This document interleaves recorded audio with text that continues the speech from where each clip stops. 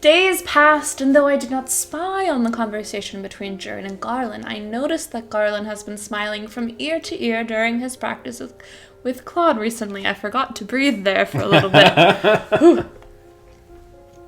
I can only assume that his confession went well.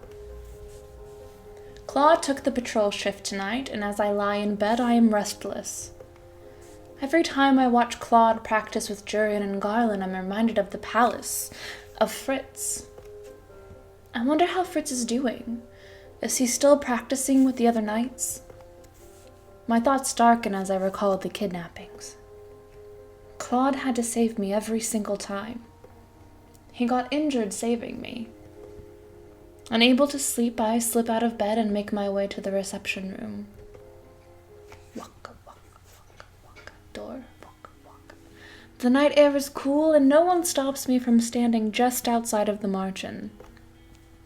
I cannot just sit back and do nothing anymore. I have to act. No! I do not want Claude to get hurt because of me again.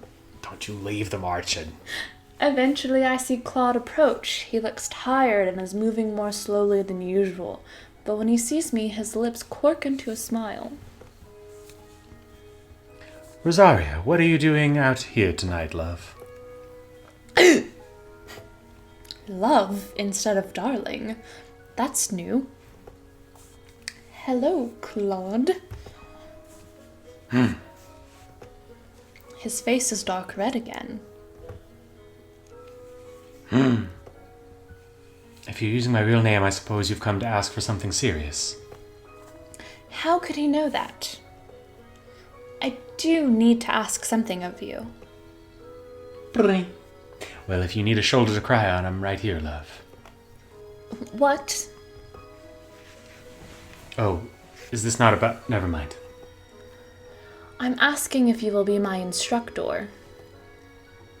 For some reason, I seem to have caught Claude off guard. He stares at me for a few moments. What? I want to learn how to use the sword, and I want you to be my instructor. Claude's expression becomes uncharacteristically serious. I'd rather you didn't learn how to use a sword. I do not want you to have to keep protecting me. I don't mind protecting you. I do. Then we're married. Claude sighs and shakes his head. Princess shouldn't be using swords. I want to be able to stand on my own 2 feet. Also, have you ever heard of Xena? You are. I do not want you to get hurt again when I could do something about it. Teach me, please. Claude. Once again, he flushes. It seems to be an instant reaction, and it is both amusing and endearing.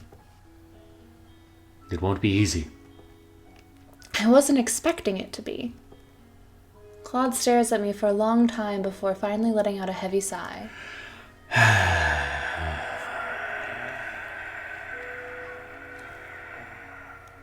Fine, I'll train you.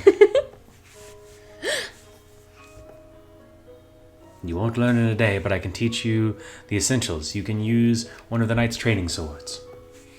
Thank you. Music to my ears. Meet me in the clearing in 10 minutes. 10 minutes? What? You said you wanted to train, so we will. Don't expect me to go easy on you. But aren't you tired? He looked exhausted when he came in, and now he wants to train? Woo-woo. It's time for training. Choo-choo is what I meant to say. Already trying to get out of training. Woo-woo. I am not. Claude shakes his head, but he is smiling. I'll see you there in a few minutes, love.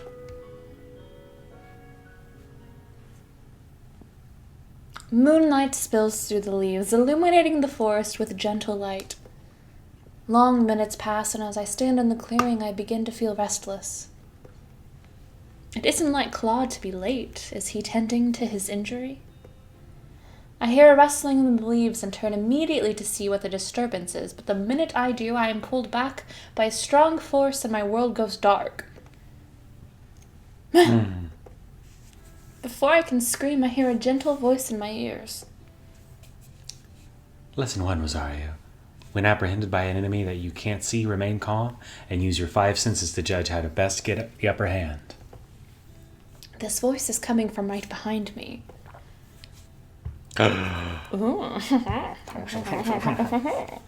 Claude. I became aware that this is the closest he's ever been to me, with my back pressed to his chest like this. Panicking disorients the mind. This is why you must remain cool under any circumstances. How could I not panic? Any normal person would panic. At the disco. Still, I try to force myself to be calm. Good. Lesson 2. Enemies will often let down their guards when they think they have the upper hand. Catch your opponent off guard by remaining calm and locating his weakness with your senses. Smell him. I try to calm myself as Claude instructs, and I feel it is a bit easier, but only because I know it is Claude. An opening. I move as quickly as I can, stepping forward so that I can swing an elbow back at Claude's stomach. Before that happens, Claude has me pulled back to him, closing whatever distance I had put between us. In the process, he moves his hand from my eyes to my mouth. I can once again see the forest, but my words are muffled beneath his hand. Another thing to remember, you won't always be able to catch your enemy off guard by throwing punches or hits at them. Your opponent will usually always be stronger than you, Rosario. What are you trying to say? Remember what I said about a weakness. Enemies will often let their guard down when they believe that they are winning. Just like I have. An opening. A thought occurs to me as I glance around me and then down at Karma's bandaged hand. Karma's bandaged hand is over my mouth. Is this an opportunity or a trick?